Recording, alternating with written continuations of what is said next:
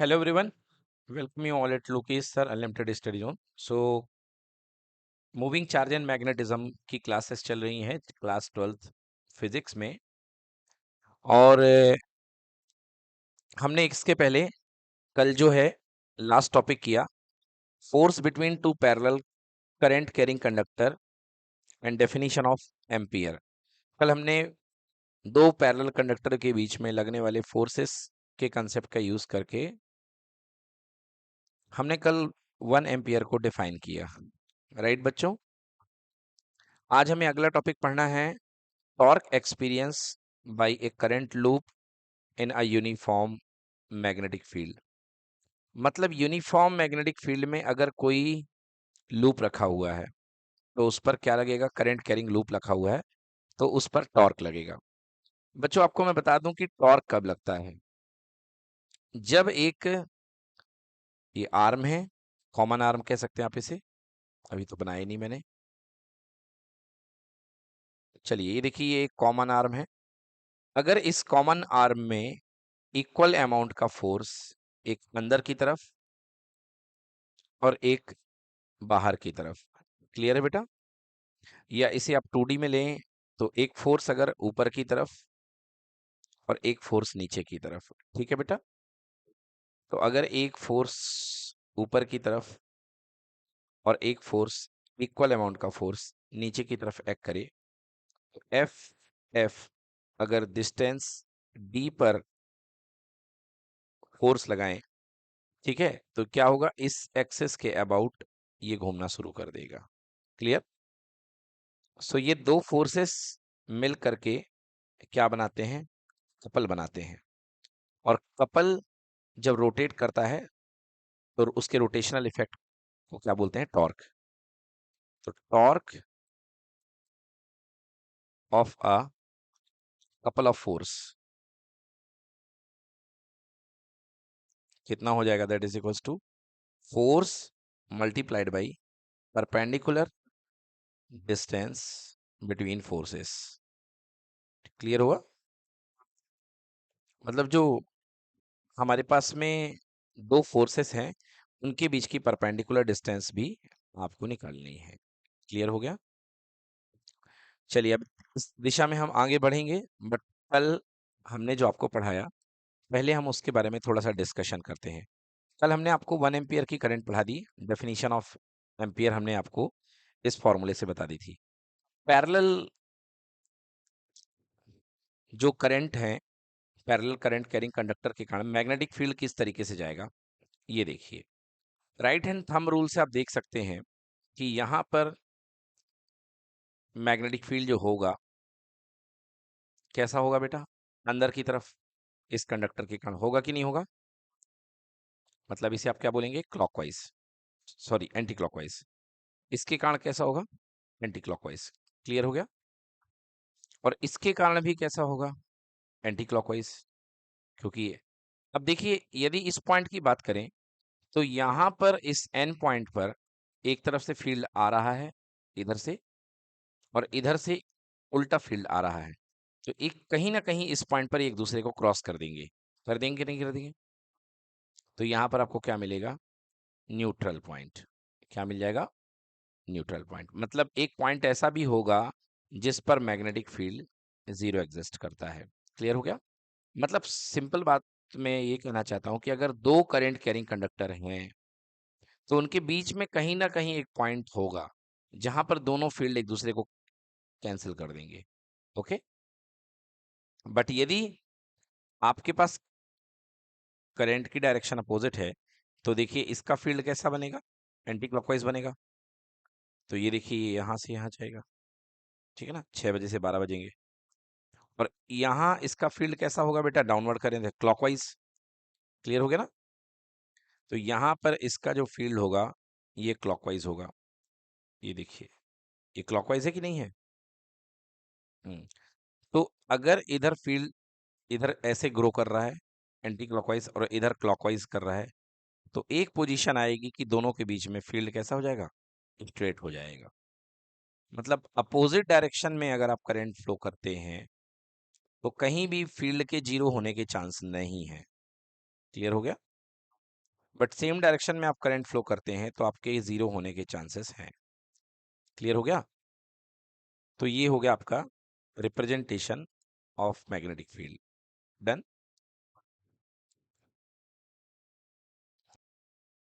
तो बच्चों हम यहाँ पर बात कर रहे थे, ठीक है ना, कि इस तरीके से आप जो है मैग्नेटिक फील्ड देख सकते हैं। यहाँ पे आपका मैग्नेटिक फील्ड जो है आपको न्यूट्रल पॉइंट दे रहा है ना, और इस पॉइंट पर आपको मैग्नेटिक फील्ड यहाँ पे एडिशन फॉर्म में मिल जाएगा।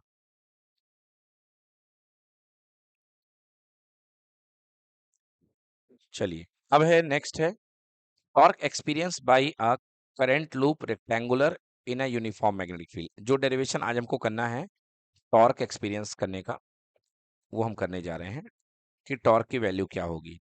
ठीक है बच्चों? तो यहाँ पर आपके पास में एक रेक्टेंगुलर फाइल है बेटा, रेक्टेंगुलर फ्रेम कह दीजिए इसको, जिसका नाम है PQRS। अगर इसकी लेंथ की बात करें हम, तो लेंथ है PQ और इसकी ब्रेड्थ है QS, PS सॉरी। तो लेंथ इसकी L ले ली है और ब्रेड्थ भी ले ली है। क्लियर है इतना? अब ये देखिए, ये जो फ्रेम है हमारे पास, ये एक मैग्नेटिक फील्ड में रखा हुआ है, यूनिफॉर्म मैग्नेटिक फील्ड में। डन बच्चों? ये मैग्नेटिक फील्ड में रखा हुआ है। अब आप देखिए कि इसका जो ब्रेड्थ है इस कॉइल का जो प्लेन है, कॉइल के प्लेन के साथ इसका एंगल थीटा है। दिख रहा है कि नहीं दिख रहा? ये जो है आपके पास में, ये कॉइल का प्लेन है, राइट? ये कॉइल के प्लेन की ही डायरेक्शन है कि नहीं है? और ये कॉइल के प्लेन के परपेंडिकुलर लग रहा है फील्ड, है ना बेटा? तो देखिए कॉइल की प्लेन मतलब फील्ड की डायरेक्शन ये है, तो फिलहाल जो है परपेंडिकुलर कहना सही नहीं है क्योंकि ये तो अभी रखा हुआ है इस एंगल में, तो फिलहाल ये एंगल थीटा है। क्लियर कि नॉट क्लियर?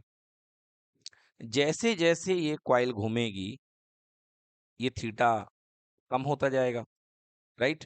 थोड़े देर के बाद अभी कॉइल इस तरीके से हो जाएगी, ठीक है? तो इसका प्लेन जो है पैरेलल हो जाएगा। क्या हो जाएगा?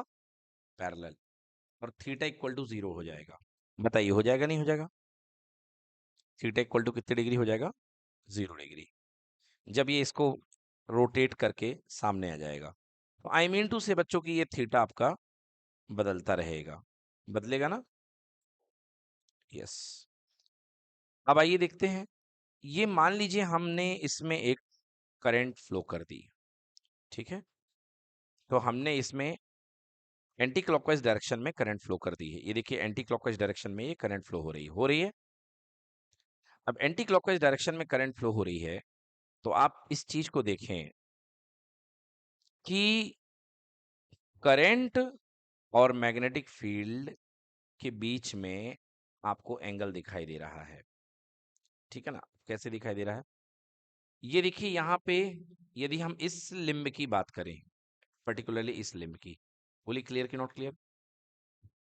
आप अपना लेफ्ट हैंड बाहर निकाल लीजिए और लेफ्ट हैंड में करंट की डायरेक्शन बाहर रखिए, ठीक है? करंट की डायरेक्शन कहाँ है? बाहर है। और फील्ड देखिए राइट साइड में मैग्नेटिक फील्ड, तो आपका जो फोर फिंगर है वो मैग्नेटिक फील्ड की डायरेक्शन में राइट साइड में, राइट?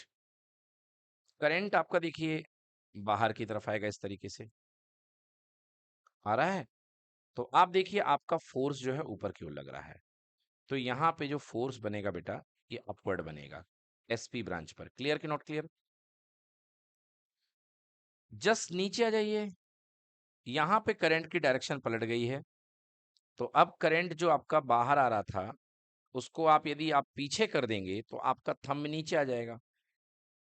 देख लीजिए, तो इस पर भी जो फोर्स है डाउनवर्ड लगेगा। लगेगा कि नहीं लगेगा? और सब कुछ परिस्थितियां दोनों के लिए सेम है क्योंकि ऊपर वाला भी थीटा है, नीचे वाला भी थीटा है। तो ये फोर्स और ये फोर्स एक दूसरे को मिलके कैंसिल कर देंगे। कर देंगे कि नहीं कर देंगे? और दूसरी बात, इन फोर्सेस की लाइन ऑफ एक्शन भी सेम है कि नहीं है? और बच्चों मैं आपको नॉलेज की बता दूं कि लाइन ऑफ एक्शन अगर सेम हो अपोजिट फोर्सेस का, तो कभी भी टॉर्क जनरेट नहीं होगा, कभी भी टॉर्क जनरेट नहीं होगा। क्लियर हो गया कि नहीं हुआ? जैसे मान लीजिए कि एक कुर्सी है और उसको, उस कुर्सी को पकड़ करके दो दोस्त खींच रहे हैं, एक यहां से खींच रहा है, एक एग्जैक्टली यहां से खींच रहा है, तो ये क्या कुर्सी कभी जिंदगी में घूम पाएगी? कभी नहीं घूम पाएगी, क्योंकि दोनों के फोर्सेस की लाइन ऑफ एक्शन सेम है। क्लियर कि नॉट क्लियर? बट यदि इसी कुर्सी को एक दोस्त बाहर की तरफ खींचे और एक दोस्त अंदर की ओर धकेले, तो अब देखिए दोनों की लाइन ऑफ एक्शन जो है सेम नहीं है बट पैरेलल है ना? तो अब ये कुर्सी क्या होने लगेगी? रोटेट होना शुरू कर देगी कि नहीं कर देगी? यस। तो यहां पर दोनों फोर्सेस की लाइन ऑफ एक्शन सेम है। मेरे कहने का मतलब इन दोनों फोर्सेस की वजह से कोई टॉर्क जनरेट नहीं होगा, मतलब torque equal to zero. Clear कि नॉट क्लियर? चलिए, ये तो पहली बात हो गई कि इन फोर्सेस की वजह से कोई टॉर्क जनरेट नहीं होगा। बड़ी अच्छी बात है। अब अगला लिंब देखिए, ये वाला, और फिर से इसमें भी आपका लेफ्ट हैंड रूल लगाइए। ये देखिए, यदि आप इसमें लेफ्ट हैंड रूल लगाएंगे, चलिए पहले हम इसको कर देते हैं। एसपी का फोर्स देखिए, तो एसपी और क्यूआर का फोर्स दोनों इक्वल हैं। यस, तो लिखा हमने, let theta be the angle between the plane of the loop and the direction of the magnetic field, the axis of the coil is perpendicular to the magnetic field. जो axis है coil का, वो magnetic field के perpendicular है। So F equal to I L B. तो L की जगह देखिए यहाँ पे ब्रेड्थ काम कर रही है, कर रही है बेटा। तो I B cross B that is equal to I B B sine theta. तो अपवर्ड फोर्स जो है ऊपर की ओर लगेगा, ये वाला लगेगा नहीं लगेगा? सिमिलरली जो क्यू आर ब्रांच है उस पे भी फोर्स लगेगा। क्या होगा? आई ब्रैकेट में लेंथ की जगह ब्रेड्थ काम कर रही है, तो length B B B cos B. ठीक है, ओपन कर दिया, I B B sine theta. कहाँ लग रहा है? डाउनवर्ड, नीचे को लग रहा है। अब मैंने लिखा है यहाँ पे कि F S P and F Q R equal and opposite direction, they can cancel out each other, moreover they act along the same line of action, axis के अलोंग काम कर रहे हैं, इसलिए कोई टॉर्क प्रोड्यूस नहीं करेंगे। यही सारी बात मैंने आपको अभी बोल करके बताई। क्लियर कि नॉट क्लियर? अब आते हैं दूसरे पर। अब ये वाला देखिए, फिर से लेफ्ट हैंड लीजिए और करंट की डायरेक्शन नीचे कर दीजिए, मतलब आपकी जो मिडिल फिंगर है उसे आप नीचे कर दें। ये देखिए, मिडिल फिंगर नीचे कर दें और फोर फिंगर आप जो है इधर की ओर कर दें। कर दिया आपने? फोर फिंगर मैग्नेटिक फील्ड की डायरेक्शन में। अब देखिए, जो आपका अंगूठा है वो बाहर आ रहा होगा, आउटवर्ड आ रहा है, आ रहा कि नहीं आ रहा?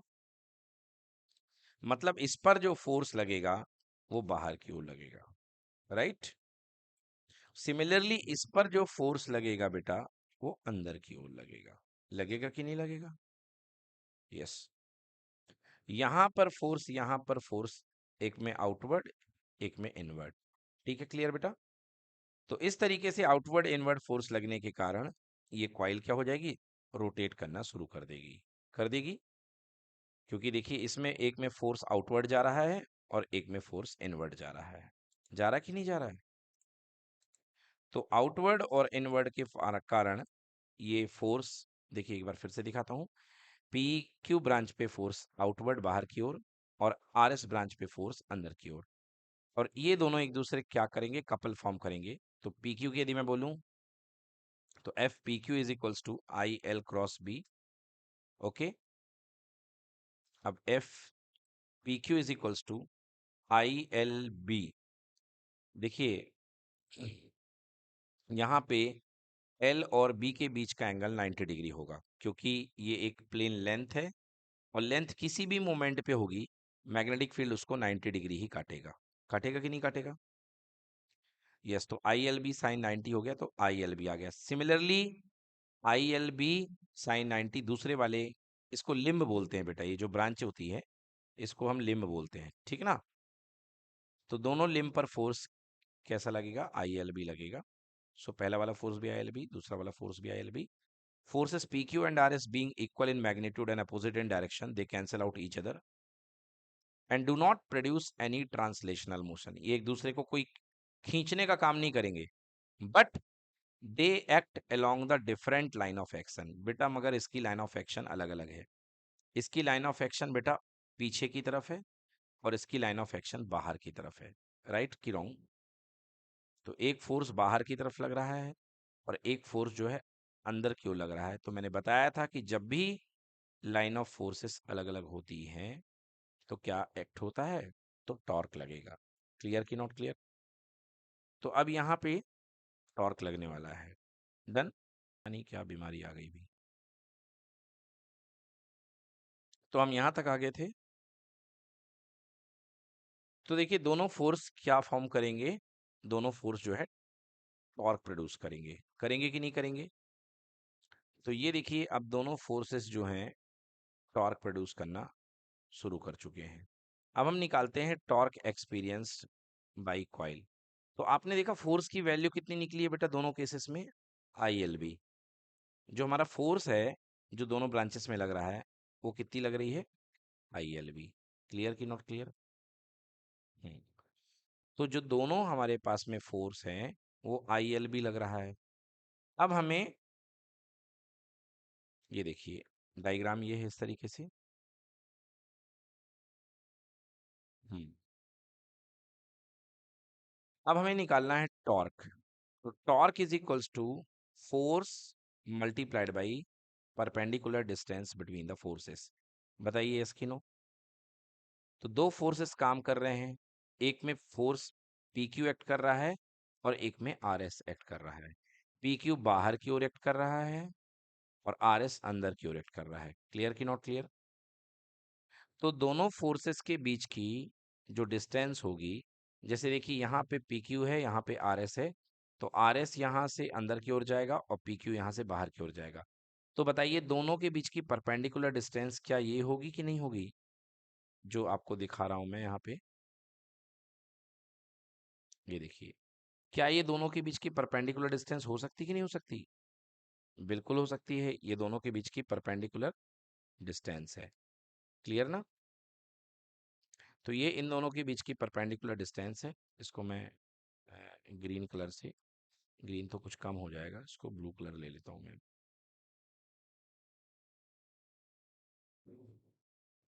चलिए ये है।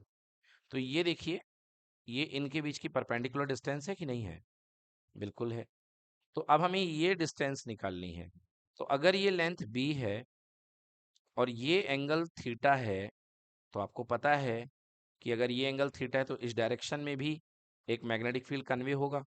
तो कोरस्पॉन्डिंग एंगल ये एंगल भी थीटा हो जाएगा ना? तो अगर ये बी है साइड और इससे कोरस्पॉन्डिंगली ये एंगल थीटा जुड़ा हुआ है तो आपको पता होगा ये वाली साइड क्या होती थी? B cos theta. क्लियर? तो मतलब force I L B multiplied by B cos theta. Clear? So मैं इसको क्या लिख सकता हूँ? टॉर्क इक्वल टू आई, बाहर कर लीजिए, और लेंथ है एल और ब्रेड्थ है बी, दोनों को साथ ले लिया एल बी को, और multiplied by B cos theta. कहाँ से बी कॉस थीटा? ये कैपिटल बी और ये कॉस थीटा। यस और नो बच्चों? तो torque is equals to I, length into breadth क्या होता है बेटा? कॉइल का area into B cos theta. Clear? कौन क्लियर की not clear? So this is equals to I A B cos theta. Yes और no? Where area is equals to length into breadth बन जाएगा। तो torque is equals to I A B cos theta. अभी ये जो torque है ये coil में वन टर्न है, एक सिंगल टर्न है। अगर आप कॉइल में एन टर्न्स ले लोगे तो यही टॉर्क कितने टाइम्स प्रोड्यूस हो जाएगा? N times. और बन जाएगा torque equal to N I A B cos theta. Clear कि नॉट क्लियर? तो टॉर्क इक्वल्स टू आ जाएगा N I A B cos theta. इसको हम लोग, आप पता होगा, सागर के पास एक शहर था बीना, ठीक ना? तो टॉर्क इक्वल टू इसे बोलते हैं हम लोग बीना कॉस थीटा, क्योंकि बी को आगे कर दो, आई को पीछे कर दो, एन को पीछे, ए को सबसे पीछे, तो ये बीना कॉस थीटा। क्लियर कि नॉट क्लियर? तो बेटा ये जो आपके पास में है ये टॉर्क का फॉर्मूला डेवलप हो गया है। ठीक है? तो ये देखिए इस तरीके से टॉर्क जो है, टॉर्क हमेशा कैसा होता है बेटा? परपेंडिकुलर वेक्टर होता है ना? एक्सियल वेक्टर होता है। और एक्सियल वेक्टर जो होता है वो हमेशा रोटेशनल एक्सिस की डायरेक्शन में लगेगा। तो ये देखिए टॉर्क की डायरेक्शन ये डेवलप हो जाएगी, है ना। अभी टॉर्क की डायरेक्शन पे बात नहीं करता हूं मैं। अब ये फॉर्मूला आ चुका है यहाँ तक, T equal to N I A B cos theta. Clear बेटा। अब देखिए यदि ये समझिए कि अगर ये जो फील्ड है ये प्लेन के साथ थीटा एंगल बना रहा है, राइट, तो प्लेन का नॉर्मल कैसा आएगा, ऐसा आएगा कि नहीं आएगा, एन कैप। प्लेन का नॉर्मल यहाँ कहीं पर आएगा एन कैप, राइट। तो प्लेन के नॉर्मल के साथ भी इसका कोई ना कोई एंगल बनेगा। तो प्लेन के नॉर्मल के साथ इसका एंगल मान लेता हूं मैं फाई। क्लियर कि नॉट क्लियर। एंड प्लेन के नॉर्मल के साथ ये एंगल फाई है, तो ये प्लेन है और ये इसका नॉर्मल है, तो आप समझ पा रहे हैं कि थीटा प्लस फाई कुल मिलाकर के 90 degree. So theta plus phi is equals to 90 degree. Clear. So I can place theta is equals to 90 minus phi. तो इस डेरिवेशन में आप कॉस थीटा की जगह 90 माइनस फाई पुट कर दीजिए। तो देखिए थीटा की जगह 90 माइनस फाई, तो torque equal to N I A B cos 90 minus phi. Cos 90 minus phi क्या होता है, साइन फाई। बट याद रखिएगा, अब यदि आप फाई कर रहे हैं तो फाई जो एंगल है वो बी वेक्टर और प्लेन के बीच का है, प्लेन के नॉर्मल के बीच का है। किसके बीच का है, प्लेन के नॉर्मल। और जब तक आप कॉस थीटा लगा रहे थे तो वो जो थीटा था that was the angle between plane, direction of plane and direction of magnetic field. Clear कि नॉट क्लियर। तो अगर आप साइन का यूज करते हैं तो आपको नॉर्मल के साथ लेना है। क्लियर। यस देखिए, one must be very careful in using the formula in terms of cos or sin. It depends on the angle taken, whether in the plane of the coil or normal of the coil। ठीक है ना। आप जो है plane में ले रहे हो या नॉर्मल के साथ ले रहे हो। अगर आप प्लेन की बात करोगे तो आप थीटा इस्तेमाल करोगे, अगर आप नॉर्मल की बात करोगे तो आप फाई इस्तेमाल करोगे। क्लियर कि नॉट क्लियर। यस। अब टॉर्क को हम वेक्टर फॉर्म में लिखते हैं। अभी हमने देखा torque equal to N I A B sine phi. Clear कि not clear. N I A B sine phi. देखिए जो फाई है वो किसके किसके बीच का एंगल है, वेक्टर ए और वेक्टर बी के बीच का। क्लियर। तो जब आप क्रॉस प्रोडक्ट पढ़ते हैं तो ए क्रॉस बी को लिखते हैं mod of A mod of B sine theta N cap. Clear. तो जो थीटा होता है वो ए और बी के बीच का एंगल होता है कि नहीं होता है। तो वेक्टर फॉर्म में देखिए torque is equals to N I A B sine phi N cap. N cap क्या है, N cap is a unit vector normal to the plane of loop. क्योंकि जो टॉर्क लगता है वो हमेशा प्लेन के नॉर्मल ही लगता है। आपने पढ़ा है टॉर्क इस तरीके से, क्लास 11th में हमने घुमाया था शीट को। तो जो टॉर्क लगता है वो नॉर्मल टू द प्लेन लगता है, मतलब इस नॉर्मल की डायरेक्शन एन कैप होगी। क्लियर कि नॉट क्लियर। अब यदि मैं यहां से अगर मैं देखिए इसको इस तरीके से लिखता हूं, एन आई को बाहर ले लूं, अगर मैं टॉर्क करूं torque vector equals to N I को मैंने बाहर ले लिया। क्लियर। तो ये A B sine phi N cap बनेगा कि नहीं बनेगा। क्या मैं इसको ए क्रॉस बी लिख सकता हूं, तो ये क्या बन जाएगा, एन आई ब्रैकेट में ए क्रॉस बी। ठीक है। तो ये देखिए ये बन गया टॉर्क का vector form, N I bracket में A cross B. Done. Torque equals to N I bracket में ए क्रॉस बी। अब अगर आप आई को ए के साथ मर्ज कर दें, टॉर्क इक्वल्स टू एन बाहर और आई और ए को आपने ले गए साथ में आई ए क्रॉस बी। क्लियर। तो ये आई ए को क्या बोलते हैं हम लोग, एम बोलते हैं। क्या बोलते हैं, एम। आई ए का मतलब होता है M. M means magnetic dipole moment. M का मतलब क्या होता है, मैग्नेटिक डाइपोल मोमेंट। क्लियर हो गया। एम का मतलब हुआ करता है मैग्नेटिक डाइपोल मोमेंट। क्लियर हो गई मेरी बात। तो यस, तो ये देखिए I equals to M A, this is equals to magnetic dipole moment. तो ये टॉर्क का डेरिवेशन आ चुका है वेक्टर फॉर्म में। The coil will rotate in anti clockwise direction from the top view according to the figure about the axis of the coil as shown in dotted line. तो ये जो diagram के हिसाब से कह रहा है कि यहाँ पर देखिए जो कॉइल होगी वो एंटी क्लॉकवाइज घूमना शुरू कर देगी, मतलब इस तरीके से घूमना शुरू कर देगी। क्लियर है? क्यों कर देगी? क्योंकि इस वाले पर फोर्स जो है बाहर की ओर लग रहा है और इस वाले पर अंदर की ओर। ठीक है, तो आप एक किताब ले लीजिए इस तरीके से और आप कोशिश करिए कि इस वाली ब्रांच पे इसको बाहर की ओर खींचिए और इसको अंदर की ओर फेंकिए, तो आप देखिएगा कॉइल जो है इस तरीके से घूमना शुरू कर देगी। क्लियर कि नॉट क्लियर? यस। तो ये हो गया हमारा टॉर्क का डेरिवेशन। तो देखिए फुल रहने दो। तो देखिए यहाँ पे टॉर्क जो है इससे हमने निकाल लिया, torque equal to N I bracket में ए क्रॉस बी, राइट। अगर आप आई को अंदर ले जाते हैं तो ये आई ए वेक्टर बन जाएगा। I A vector is called magnetic dipole moment. Done. तो अभी इसके बारे में हम डिटेल में अध्ययन करेंगे। तो अभी के लिए लिख लीजिए एम बराबर होता है capital M equal to I into A, मतलब current multiplied by area loop का, और ये बन जाता है मैग्नेटिक डाइपोल मोमेंट। अब नोट देखिए, अब करंट जो है कैसी घूम रही थी, एंटी क्लॉकवाइज, सॉरी करंट नहीं, कॉइल। तो कॉइल यहाँ पे क्योंकि एंटी क्लॉकवाइज घूम रही है, तो यदि आप एक कॉइल को एंटी क्लॉकवाइज घुमाएं इस तरीके से, देखिए कॉइल को अगर आप एंटी क्लॉकवाइज घुमाएंगे दो अपोजिट फोर्सेस की वजह से, तो अपने हाथ में राइट हैंड रूल लगाइए, क्योंकि टॉर्क की डायरेक्शन राइट हैंड रूल से ही पता करती थी। ठीक है ना? So the coil will rotate in the anti-clockwise direction from the top view according the figure about the axis of the coil shown by the dotted line। तो ये पुराने डायग्राम को देके कहा जा रहा है यहाँ पे कि जो कॉइल है, सॉरी हम ज़्यादा ही पीछे आ गए।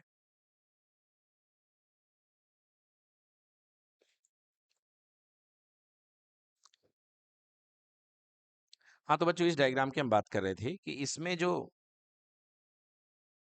जो आपके पास जो टॉर्क की डायरेक्शन बनेगी वो इसके एक्सिस के अकॉर्डिंग बनेगी। ठीक है? यस, तो यही लिखा हुआ है about the axis, yes anti clockwise direction, the coil will be rotated in anti-clockwise direction about the axis of the coil shown by the dotted line। तो यहाँ पे जो डॉटेड लाइन है इसके अबाउट ये अपनी कॉइल घूमेगी। बताइए घूमेगी कि नहीं घूमेगी? सेकेंड पॉइंट देखते हैं।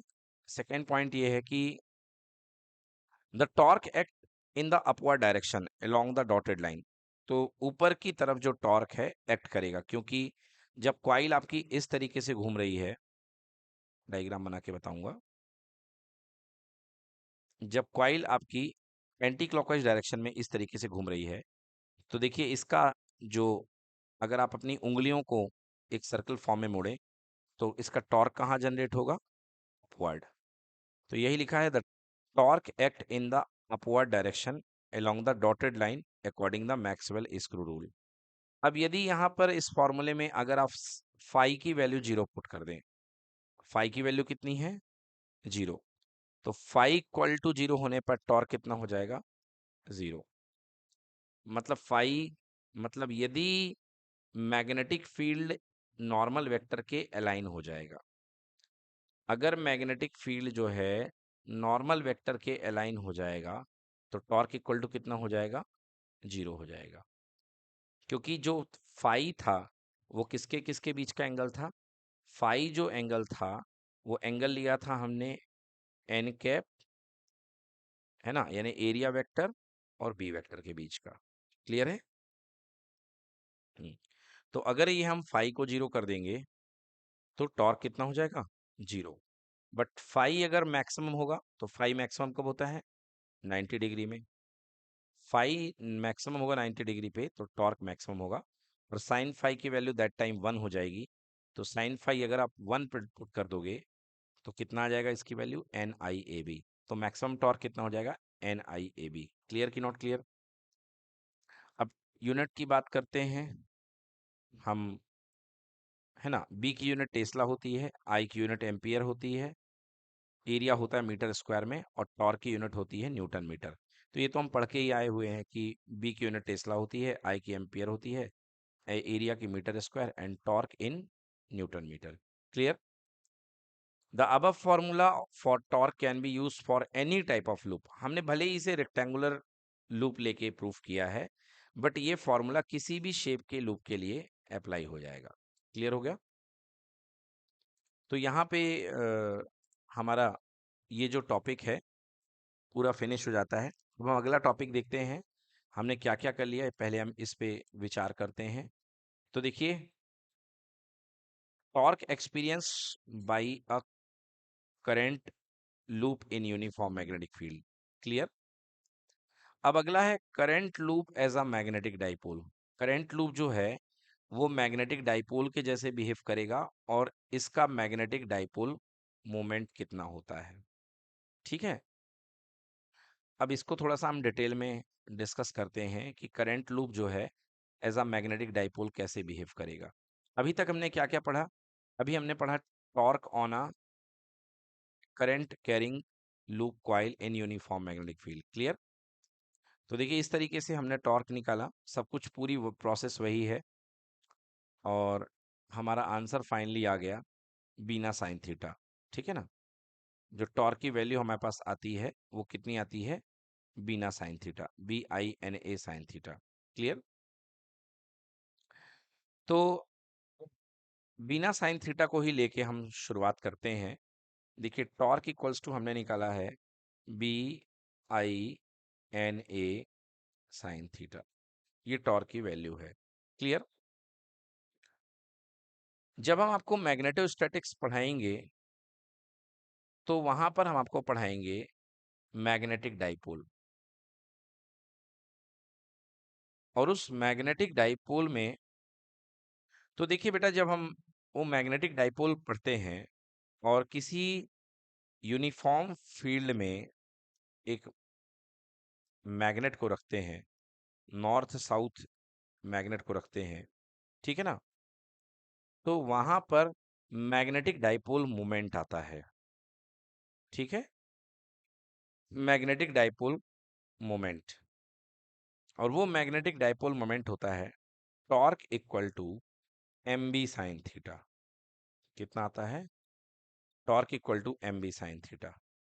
ठीक है, यहाँ पे जो कैपिटल M होता है इसको हम बोलते हैं मैग्नेटिक डाइपोल मोमेंट। ये मैग्नेटिक डाइपोल के मोमेंट के टॉर्क का डेरिवेशन है। किसका डेरिवेशन है? मैग्नेटिक, एक किसी मैग्नेटिक डाइपोल के मोमेंट के टॉर्क का। ठीक है ना? किसी मैग्नेट के टॉर्क का डेरिवेशन है, ये एक तरीके से हमारे पास आता है। ये मैग्नेट रोटेट करने लगता है। क्लियर? यस। अब यहाँ पे यदि आप इसको रिलेट करें तो आप ध्यान से देखिए कि यहाँ पे ये क्या बनेगा। इसको यदि हम अलग कर दें, टॉर्क इक्वल टू, इसे हम लिख दें NIA और ब्रैकेट में B साइन थीटा। क्लियर? तो ये इसे नंबर हम 2 दे दें और इसे हम नंबर 1 दे दें, तो 1 और 2 को आप रिलेट करिए, क्योंकि ये भी टॉर्क है और ये भी टॉर्क है। क्लियर कि नॉट क्लियर? तो बाई 1 एंड 2 आपको दिख रहा है कि जो मैग्नेटिक डाइपोल मोमेंट होगा वो होगा NIA। क्लियर कि नॉट क्लियर? अगर n टर्न्स है किसी कॉइल में तो उसका मैग्नेटिक डाइपोल मोमेंट होगा NIA, और अगर सिंगल टर्न्स हैं, अगर कोई लूप है, सिंगल लूप है, तो उसका मैग्नेटिक डाइपोल मोमेंट कितना होगा? M बराबर IA। क्लियर कि नॉट क्लियर? इसकी यूनिट क्या हो जाएगी? Ampere metre. Magnetic dipole moment की यूनिट क्या होगी? Ampere metre. मतलब हम कह सकते हैं magnetic dipole moment for a loop, for a current carrying loop, carrying loop, what is this? Is capital M equal to I into A। Clear कि not clear? तो हम ये कह सकते हैं कि कोई भी करंट कैरिंग लूप होता है, every current carrying loop behave as a magnetic dipole, ठीक है ना, क्योंकि उसका मैग्नेटिक डाइपोल मोमेंट आ रहा है, मतलब वो करंट कैरिंग लूप किसके जैसे बिहेव करेगा, एज अ मैग्नेटिक डाइपोल, ठीक है ना। सो एवरी करंट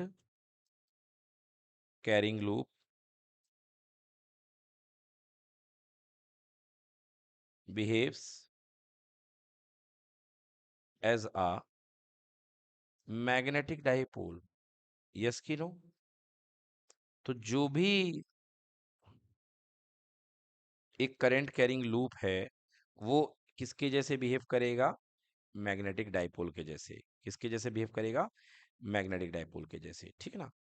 अब आइए हम आपको बता देते हैं किस प्रकार से current carrying loop magnetic dipole के जैसे बिहेव करता है। ये देखिए, यदि आपके पास में ये करंट जा रही है, ठीक है, आप देख रहे हैं कि ये जो करंट जा रही है ये किस डायरेक्शन में है, क्लॉकवाइज डायरेक्शन में है। क्लियर कि नॉट क्लियर। अब अपने पेन से एक खाली पेज में पेन को गड़ा करके इस तरीके से एक सर्कल बनाइए पेन को गड़ा करके, और इसमें करंट को इस डायरेक्शन में भेज दें। क्लियर है। तो ये कौन सा है बेटा, एंटी क्लॉकवाइज सेंस है कि नहीं है, एंटी क्लॉकवाइज सेंस। मैंने चैप्टर के स्टार्ट में आपको बताया था कि जब भी एंटी क्लॉकवाइज सेंस होता है तो कौन सा पोल बनता है, नॉर्थ पोल, एंटी, यहाँ पे नॉर्थ पोल, ठीक है ना। और वैसे भी यदि आपको भूल जाए तो आप इन एरो को यूज करा करिए। और ये देखिए, ये एरो इधर है और एक एरो इधर है, तो देखिए एन बन रहा कि नहीं बन रहा है। तो ये पोल सामने वाला क्या बनेगा, नॉर्थ पोल। क्लियर।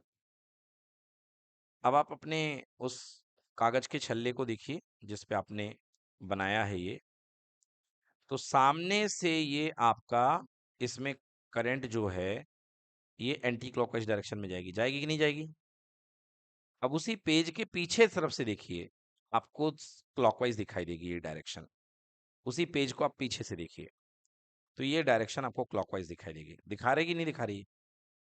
मतलब ये कहा जाए कि इस लूप को यदि मैं हवा में रखूं टेढ़े तरीके से, तो इधर से देखोगे इस वाली आंख से तो ये आपको एंटी क्लॉकवाइज दिखाई देगा। क्लियर कि नॉट क्लियर। बट इधर वाली आंख से देखोगे तो ये आपको क्लॉकवाइज दिखाई देगा। ये सुनो, यही हो रहा कि नहीं हो रहा है।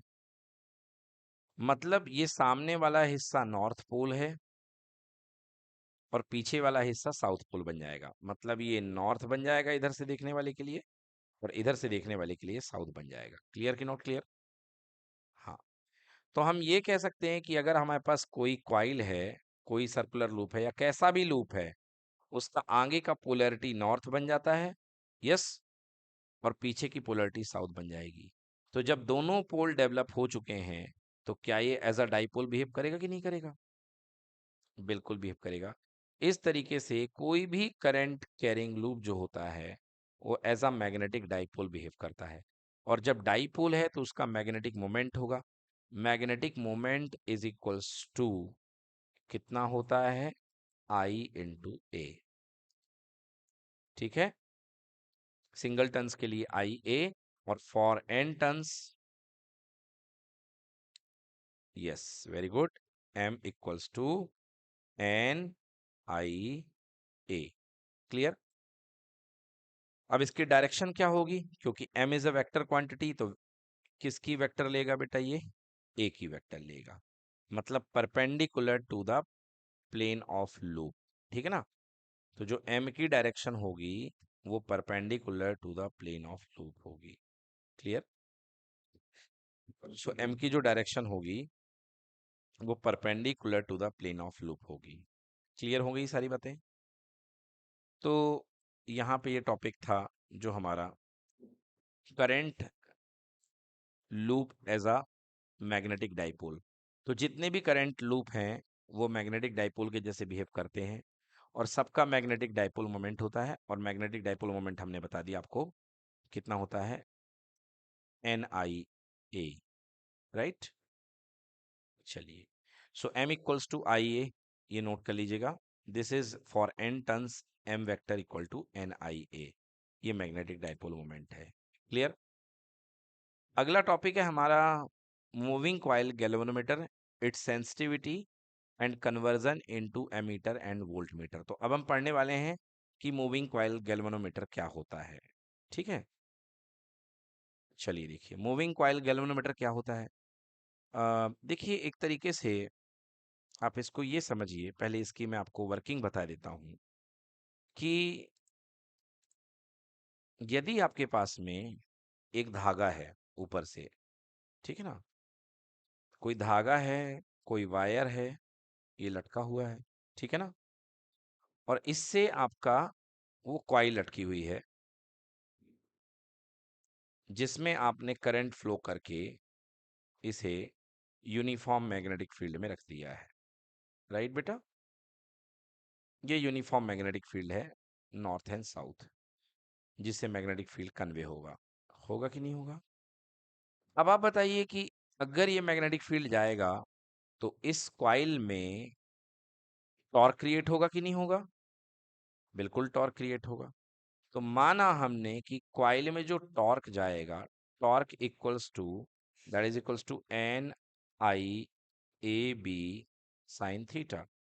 राइट बेटा, रेडियल मैग्नेटिक फील्ड जो होता है वो हमेशा कॉइल के नॉर्मल के परपेंडिकुलर निकलता है। आई मीन टू से, यहाँ पे मैं थीटा को 90 डिग्री रखना चाहता हूँ। सॉरी, मैंने आपको फाई पढ़ाया है तो मैं फाई के साथ चलूंगा, N I A B sine phi. Right, radial magnetic field बेटा, ये जो horseshoe mag sorry radial magnet poles हैं, ये इस तरीके से होते हैं कि ये हमेशा बेटा फाई को 90 डिग्री प्रोड्यूस करते हैं। Clear. So torque equal to N I A B ही बचेगा ओनली, क्योंकि साइन 91 हो जाएगा। ठीक है बच्चों, sine 90 become 1, so torque ultimately बचेगा N I A B. Done. ये आ गया हमारे पास में टॉर्क ऑन द कॉइल। ठीक है, ये हमारे पास में टॉर्क आ गया। बताइए, यदि मैं आपकी उंगली को मोड़ता हूं तो आपकी मसल्स उसको रिस्टोर करने का प्रयास करती कि नहीं करती है। तो अगर आपके पास में ये उंगली है, ये सॉरी ये कॉइल है, अगर कॉइल एंटी क्लॉकवाइज डायरेक्शन में या इस तरीके से घूमती है, इधर की ओर कॉइल घूमेगी, इस पे अंदर, इस पे फोर्स बाहर, तो कॉइल अगर टर्न यहां मारेगी तो ये जो लगा हुआ है धागा है या जो भी है, रिबन है, ये अपोजिट डायरेक्शन में एक रिस्टोरिंग टॉर्क देगा कि नहीं देगा। क्योंकि हम घुमा रहे हैं, जैसे आपके कान को हम घुमाते हैं तो कान आपका वापस रिस्टोर होता है कि नहीं होता है। तो यदि हमने इसको घुमाया इस तरीके से तो ये रिस्टोर होगा। तो इसका रिस्टोरिंग टॉर्क का फॉर्मूला आप याद कर लें, कि torque is equals to, torque restoring equal to C theta.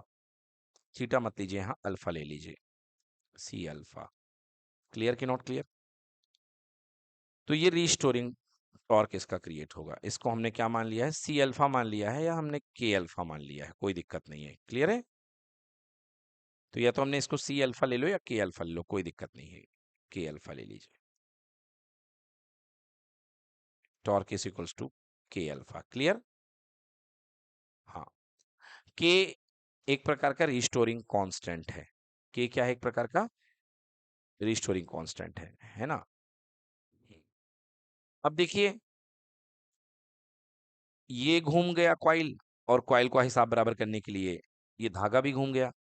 तो बैलेंस सिचुएशन में, जब बैलेंस सिचुएशन आ जाएगी कि कॉइल भी घूम गई और हिसाब किताब करने के लिए धागा भी घूम गया, तो एट बैलेंस सिचुएशन आप क्या देख सकते हैं कि ये वाला टॉर्क और ये वाला टॉर्क, सॉरी इसका टॉर्क, दोनों आपस में क्या हो जाएंगे, बराबर हो जाएंगे नहीं हो जाएंगे।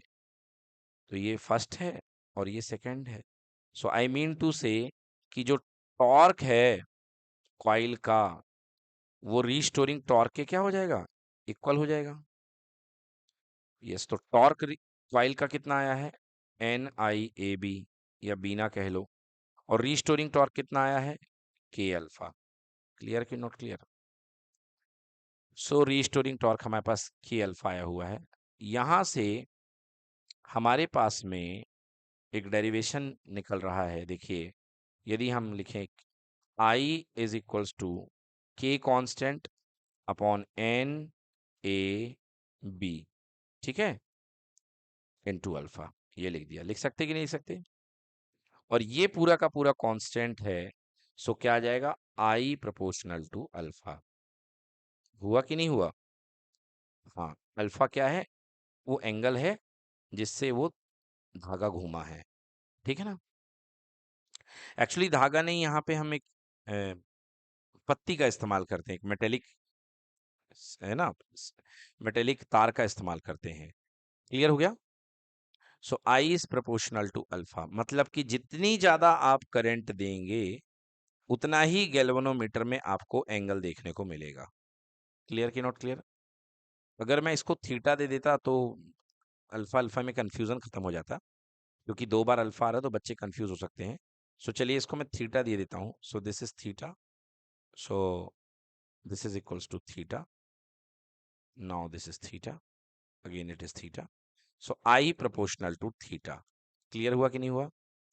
ये है जो हमने आपको बताया, this is the principle for galvanometer, I proportional to theta.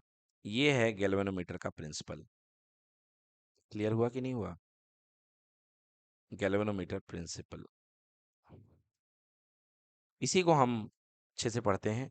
देखिए यहाँ पे पीपीटी में, यस, सिस्टमेटिकली देखते हैं। मूविंग कॉइल और सस्पेंडेड कॉइल और डी अर्सोनेवल टाइप गैल्वेनोमीटर। मेन आपको मूविंग कॉइल के नाम से ही आता है। सस्पेंडेड मतलब इसमें कॉइल लटकी रहती है। तो ये देखिए यहाँ पे एक लेवलिंग स्क्रू है, जैसे कि लेवल करने के लिए, है ना। ये दो हैं रेडियल पोल मैग्नेट, जो कि आपको मैग्नेटिक फील्ड बिल्कुल एकदम पैरेलल देंगे, कॉइल के हर पॉइंट पर 90 डिग्री पे देंगे, ठीक है। ये ऊपर जो है, ये इस वायर को बोलते हैं फॉस्फर ब्रॉन्ज वायर। ये बहुत ही सेंसिटिव वायर होता है, हल्का सा भी अगर इसमें मोड़ आएगा तो ये रोटेट हो जाएगा। क्लियर कि नॉट क्लियर? अब ये देखिए कॉइल जो है इस तरीके से लटकी हुई है, और नीचे एक हेयर स्प्रिंग है जो वापस इसको घुमाने का प्रयास करेगी, कॉइल को अपनी मेन पोजीशन पे। क्लियर है? जैसे कोई भी आप मीटर खरीदने जाते हैं, घर में मोटर लगी होगी पानी की, तो जैसे ऑन करो तो वो कांटा चेंज हो जाता है, फिर ऑफ करके वापस अपने प्लेस पे आ जाता है। कॉइल को अपनी सही सिचुएशन पे स्विच ऑफ होने पर लाने के लिए ये हेयर स्प्रिंग लगी हुई है, ठीक है। यस। अब देखिए ये मिरर है, मिरर में रीडिंग देखी जाती है। जैसे ही आप सप्लाई ऑन करेंगे, ये देखिए ये कॉइल पे फोर्स लगना शुरू हो जाएगा, लगे जाएगा फोर्स, और कॉइल क्या होगी? रोटेट करना शुरू कर जाएगी। अब यहाँ पे मैंने लेबल कर दिया जो जो मैंने यूज किया है। टी का मतलब है टॉरिसन हेड, टी एस का मतलब टर्मिनल स्क्रू। कहाँ लगा टर्मिनल स्क्रू? देखिए, हाँ, ये नीचे लगा है, ठीक है। एम का मतलब मिरर है, एन एस का मतलब north south poles piece of magnet, L S मतलब लेवलिंग स्क्रू है, and P Q R S coil है, एंड पीबीडब्ल्यू का मतलब फ्रॉस्फर ब्रॉन्ज का वायर। चलिए अब देखिए टॉर्क एक्सपीरियंस बाई जो कॉइल होगा that is equals to N I A B sine phi, right. Restoring जो टॉर्क होता है जो कॉइल में जनरेट होगा फॉस्फर ब्रांच की वायर में, ठीक है, that is equals to K alpha, right. सो के क्या है? के is called restoring torque per unit angular twist, मतलब पर यूनिट एंगल के लिए कितना ट्विस्ट आ रहा है, ठीक ना, मतलब तार कितना मरोड़ रहा है छोटे से एंगल के लिए, ठीक है। हाँ, इसको बोलते हैं torque equal to K alpha. यहाँ पे के है, वेयर के is restoring torque per unit angular twist, alpha is the angular twist in the wire. ये जो फॉस्फर ब्रांच का वायर है उसमें वो एंगुलर ट्विस्ट है। क्लियर कि नॉट क्लियर? यस। तो देखिए इक्विलिब्रियम में मैंने बताया था कि दोनों टॉर्क आपस में बराबर हो जाएंगे, N I A B sine phi equal to K alpha. So I equal to K upon N A B sine alpha. हो गया कि नहीं हो गया? और मैंने बताया था फाई हमेशा 90 डिग्री होगा। So the factor sine phi can be eliminated by choosing radial magnetic field. तो आप रेडियल मैग्नेटिक फील्ड ले लेंगे इस तरीके से, तो साइन फाई जो होगा 90 डिग्री हो जाएगा। क्लियर कि नॉट क्लियर? तो फाई देखिए यहाँ पे, angle between the normal to the plane and magnetic field is equals to 90 degree. यहाँ पे प्लेन का नॉर्मल और मैग्नेटिक फील्ड के बीच का एंगल जो है कितना हो जाएगा, 90 डिग्री। तो साइन फाई इक्वल्स टू 1 हो जाएगा, साइन 90 1 हो जाएगा। सो आई इक्वल टू कितना आ गया, K upon N A B alpha, right. और K upon N B A B को हम जो अभी हमने आपको निकाल करके बताया था, आपको दिया था के अपॉन एन ए बी, इसको बोलते हैं हम galvanometer constant. Clear. So this is equals to I equals to, this is equals to G alpha, I equals to G alpha, और you can say I equals to G theta, अगर आप theta लेके चल रहे हैं तो। Clear. जी को eliminate कर दीजिए, so I is proportional to theta. Clear हुआ कि नहीं हुआ। जी क्या कहलाता है, गैल्वेनोमीटर कांस्टेंट। ठीक है बेटा।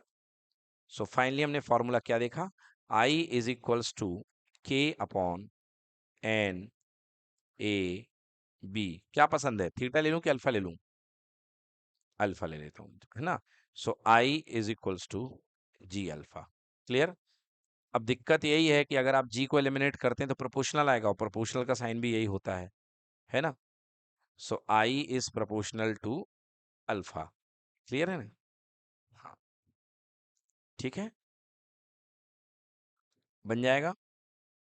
तो बच्चों ये हो गया हमारा, आपका क्या बन गया, ये मूविंग कॉइल गैल्वेनोमीटर। तो जी की वैल्यू यदि आपको निकालनी है तो जी इक्वल टू क्या होता है, के अपॉन एन ए बी। ठीक है ना। अभी आपने देखा ये जी है, तो जी इक्वल टू कितना हो जाएगा, K upon N A B, right. G equals to K upon N A B. तो ये हो गया अपने पास मूविंग कॉइल गैल्वेनोमीटर का पूरा कंसेप्ट। ठीक है।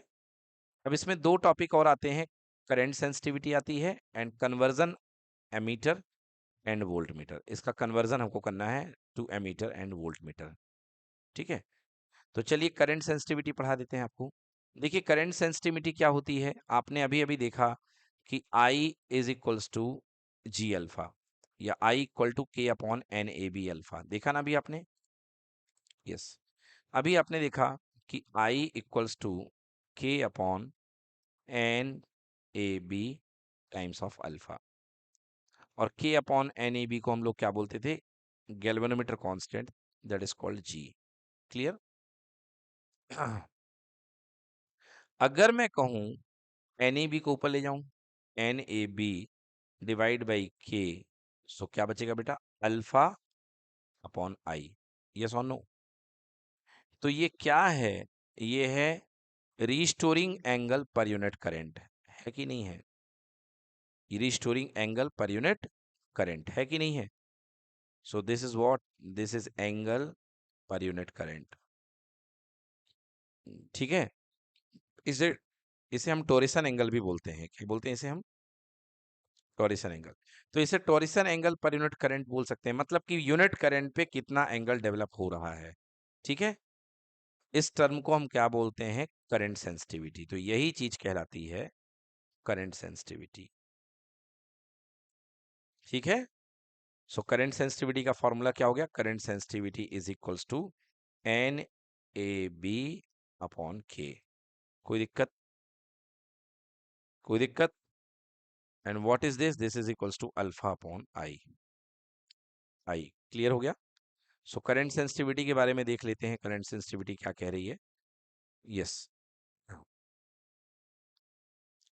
Current sensitivity is the deflection of galvanometer per unit current. तो alpha upon I equal to N A B upon K. Yes और नो। अब यदि आपको करंट सेंसिटिविटी से वोल्टेज सेंसिटिविटी बनाना है, तो अगर आप आई में आर का मल्टीप्लाई कर देंगे, आर का, तो वी बराबर आर आई होता है ओम्स लॉ से कि नहीं होता। तो मतलब आपको दोनों तरफ आर का डिनोमिनेटर मल्टीप्लाई कर दो, तो आई इंटू आर इक्वल टू क्या बन जाएगा, वी।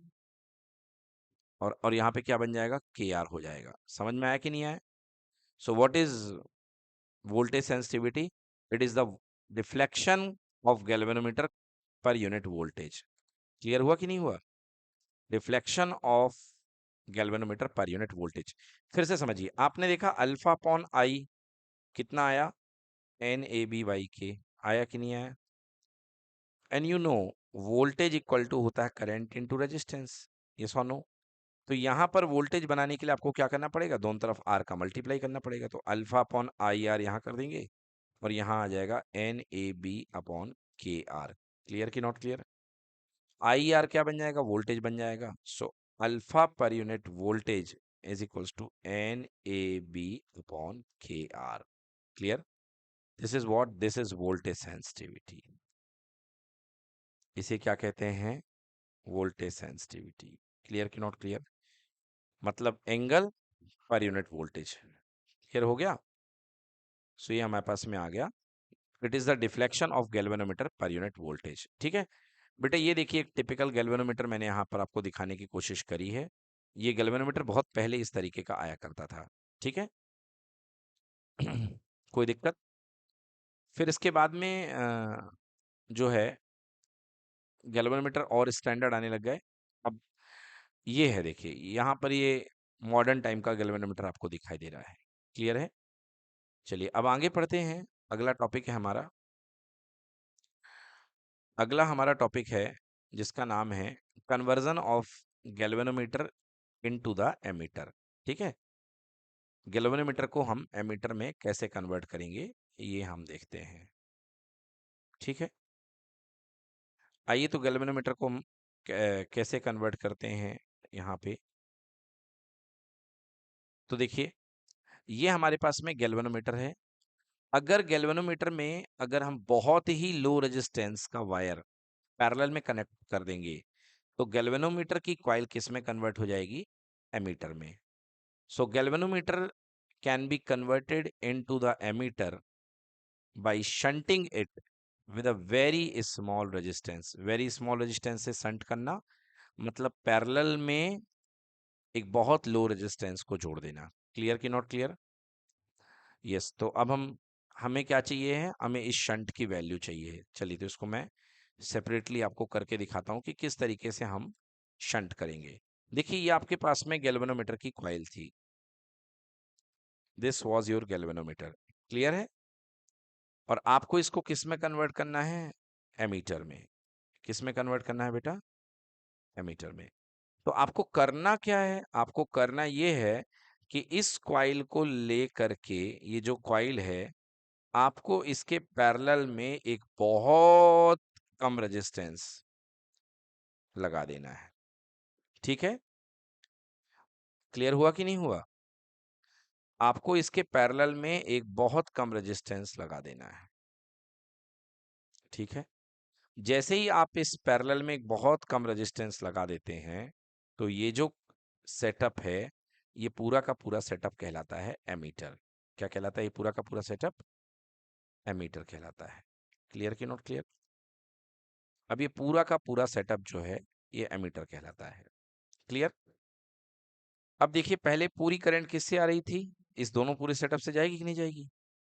और इस पूरे सेटअप को हम एमीटर बोल रहे हैं, मतलब ये करंट पूरी की पूरी इससे जाएगी, क्योंकि इसके अंदर की चीज तो ये बैठी हुई है। ठीक है, अब हमें यदि मान लीजिए करंट आई है, यहां से करंट आई आ गई, बोलिए ऐसा नो? करंट यहां से आई आ चुकी है तो कुछ करंट गैल्वेनोमीटर से जाएगी, दैट इज आई जी। बताइए इसकी नो? और ये बहुत लो रेजिस्टेंस है तो मोस्ट ऑफ द करंट यहां से चली जाएगी, that is equals to I minus I G, क्योंकि टोटल करंट ये आई थी। बताइए बनेगी कि नहीं बनेगी? अब ये दोनों क्योंकि ब्रांच पैरेलल में है तो आप कह सकते हैं कि जितना वोल्टेज गैल्वेनोमीटर के ऊपर जाएगा, ड्रॉप होगा, उतना वोल्टेज शंट के ऊपर ड्रॉप होगा। होगा कि नहीं होगा? क्योंकि पैरेलल में वोल्टेज सेम होता है, राइट? अब गैल्वेनोमीटर के ऊपर वोल्टेज कितना होता है? V equal to I into R. तो गैल्वेनोमीटर की करंट है आई जी, इसका रेजिस्टेंस है कैपिटल जी। यस और नो? और voltage S equal to I, तो इसके अंदर कितनी करंट जा रही है? I माइनस आई जी, और इसका रेजिस्टेंस है S। क्लियर कि नॉट क्लियर? तो यहां से मैं देख सकता हूं S की वैल्यू कितनी आएगी? S equals to I G upon I minus I G whole multiplied by G. ये सुनो, ये आ गया शंट रेजिस्टेंस की वैल्यू। किसकी वैल्यू आ चुकी है? Shunt resistance. जो शंट रेजिस्टेंस हमने पैरेलल में अटैच किया है उसकी वैल्यू आ चुकी है। ठीक है ना? So what is S? S is the value of shunt resistance. ठीक है बेटा। तो शंट रेजिस्टेंस एक बहुत लो रेजिस्टेंस होता है। क्लियर हो गया कि नहीं हुआ? शंट रेजिस्टेंस एक बहुत लो रेजिस्टेंस होता है। तो ये बेटा हमारे पास सेटअप हो गया एमीटर का। तो एमीटर बनाने के लिए गैल्वेनोमीटर के साथ शंट, शंट मतलब लो रेजिस्टेंस, शंट मतलब कौन सा रेजिस्टेंस? Low resistance. बहुत ही छोटे रेजिस्टेंस को हम किस में जोड़ते हैं? पैरेलल में जोड़ते हैं। क्लियर कि नॉट क्लियर? तो हमारा क्या बन जाएगा आपके पास में? गैल्वेनोमीटर किस में कन्वर्ट हो जाएगा? एमीटर में। क्लियर कि नॉट क्लियर? तो आप देखिए यहाँ पे जो है यहाँ पर जैसे डायग्राम में देखिए, आप सबसे पहले galvanometer can be converted into the ammeter. ठीक है, देखिए galvanometer can be converted into the emitter by shunting it with a very small resistance। तो यहाँ पे आपने क्या किया, इसको आपने गैल्वेनोमीटर को शंट कर दिया। शंटिंग मतलब पैरेलल में एक लो रेजिस्टेंस आपने लगा दिया। ठीक है, so total current is I. Galvanometer की करंट यहाँ से कितनी गई? I G. बाकी कितनी जाएगी? I shunt, that is equal to I minus I G. Clear? तो पोटेंशियल डिफरेंस जो होंगे दोनों के इक्वल होंगे। सो वही तरीका, शंट के क्रॉस का voltage equal to I minus I G into S equal to I G into G, या हम लिख सकते हैं एस की value I G into G upon I minus I G. Clear हो गया? तो ये हमारे पास में शंट की वैल्यू आ गई। चलिए नेक्स्ट टॉपिक है conversion of galvanometer into voltmeter. एक मिनट देख लेते हैं सिलेबस में है क्या। Yes, conversion of ammeter and voltmeter है ना। तो गैल्वेनोमीटर का हम किस में कन्वर्जन कर रहे हैं? Into voltmeter. ठीक है बच्चा। तो बच्चों इसमें करना क्या है आपको, कि आपके पास में ये एक गैल्वेनोमीटर है और आपको इस गैल्वेनोमीटर को किस में कन्वर्ट करना है? क्या बनाना है आपको? वोल्ट मीटर बनाना है। तो आप करेंगे क्या? आपको जो करना है वो ये करना है कि आपको एक हाई रेजिस्टेंस का वायर ले लेना है। क्या ले लेना है? High resistance wire. What is R? R is a high resistance wire.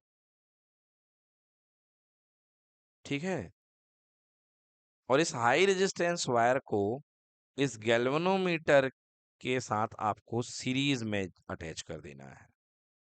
Clear कि नॉट क्लियर? ये हाई रेजिस्टेंस वायर को आपको सीरीज में अटैच कर देना है। क्लियर हो गया कि नहीं हुआ? और अब यहां से करंट आपको फ्लो करनी है। क्लियर? तो जिस, मान लीजिए यहां पर जो पूरा वोल्टेज होगा, वी वोल्टेज आएगा, आएगा कि नहीं आएगा? तो V voltage is equals to, दो लोग के ऊपर जाएगा वोल्टेज, एक गैल्वेनोमीटर के ऊपर जाएगा और एक रेजिस्टेंस के ऊपर जाएगा सीरीज में। जाएगा कि नहीं जाएगा?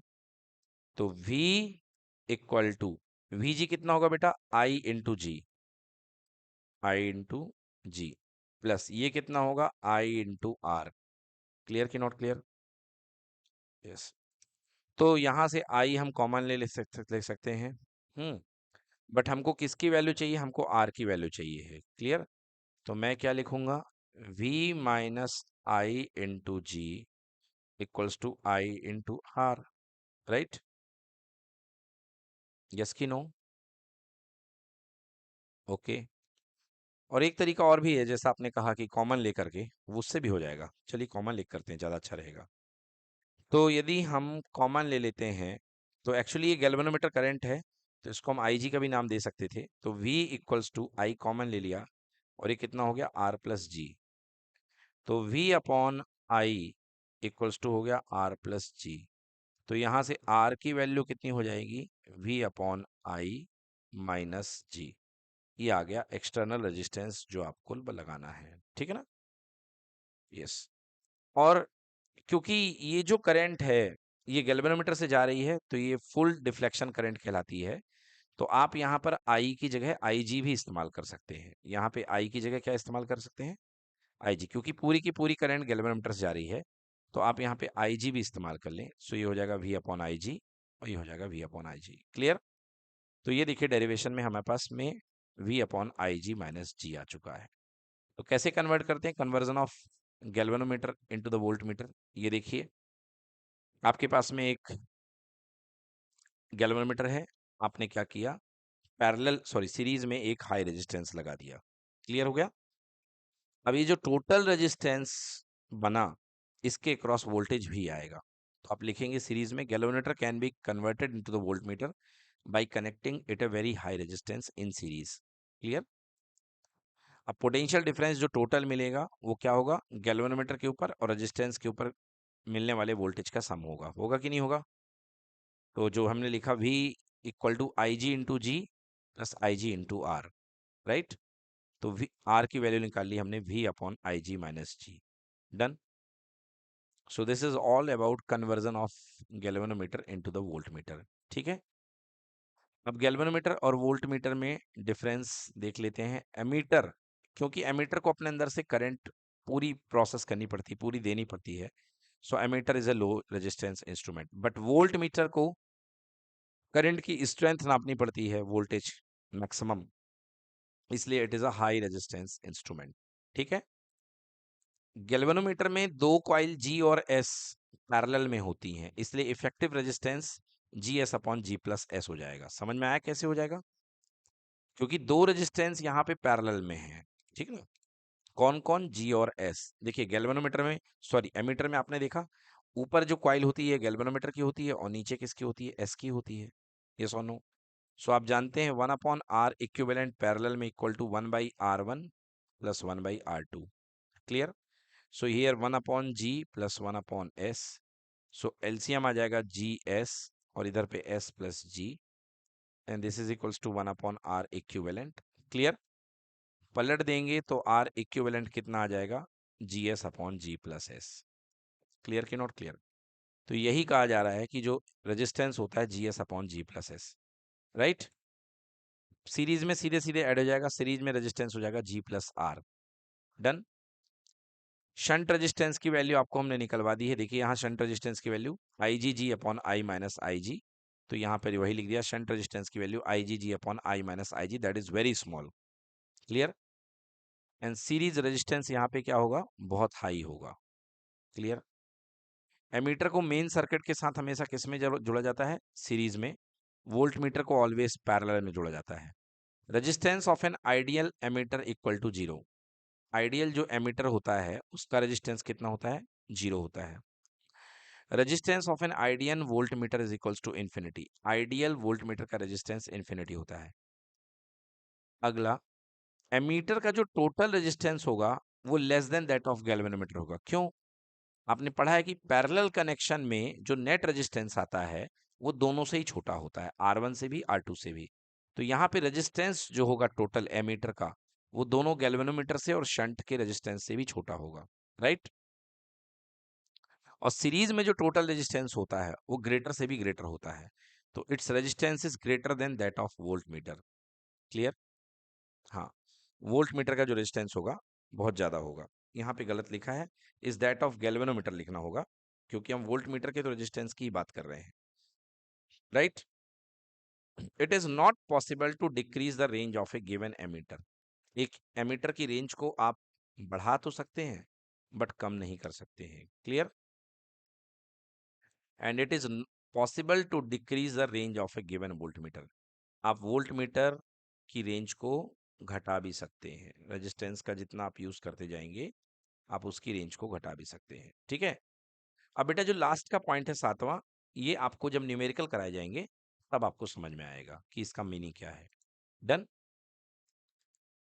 तो बच्चों इस तरीके से ये हमारा पूरा चैप्टर यहाँ पे फिनिश हो जाता है। अब इसमें रही बात प्रैक्टिस की, तो देखिए प्रैक्टिस में conversion of galvanometer into the ammeter अभी आपको बताया गया है, बिल्कुल सेम फॉर्मूला एस का, right, I G R G. Then conversion of galvanometer into the voltmeter भी आपको बता दिया गया। क्या करते हैं, कॉइल में आप सीधे सीधे एक हाई रेजिस्टेंस ऐड कर देते हैं, ठीक है ना, और आर की वैल्यू भी upon I G minus R G, right. Clear है बच्चों। यस। तो ये चैप्टर इस तरीके से हमारा थ्योरेटिकल पार्ट यहाँ पे खत्म हो जाता है। अब इसके बाद हम इसके न्यूमेरिकल लगाएंगे अगली क्लास में।